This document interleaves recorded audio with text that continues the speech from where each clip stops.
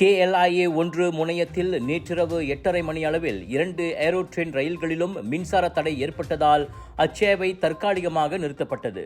உடனடியாக பயணிகளை மீட்கும் நடவடிக்கைகள் தொடங்கப்பட்டு விமான நிலைய குழு பயணிகளை பாதுகாப்பாக முனையத்திற்கு அழைத்துச் சென்றது. ஒரு ரயிலின் சேவை இரவு 9:27 மணிக்கு மீண்டும் தொடங்கப்பட்டது. மற்றொரு ரயிலின் பழுதுபார்ப்பு அப்போது தொடர்ந்து நடைபெற்று வந்தது. எனினும் மாற்று போக்குவரத்து ஏற்பாடுகள் செய்யப்பட்டதால் பயணிகளின் நடமாட்டம் தடைபடாமல் உறுதி செய்யப்பட்டது.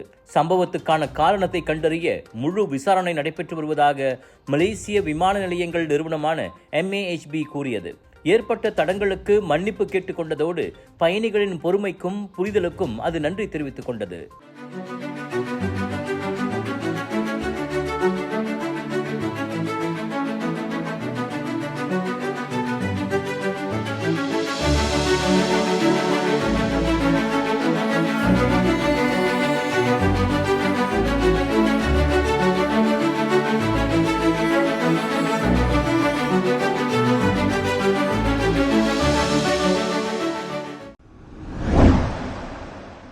விலையோ மலிவு, செலவோ குறைவு, தரமோ உயர்வு, மனமோ நிறைவு.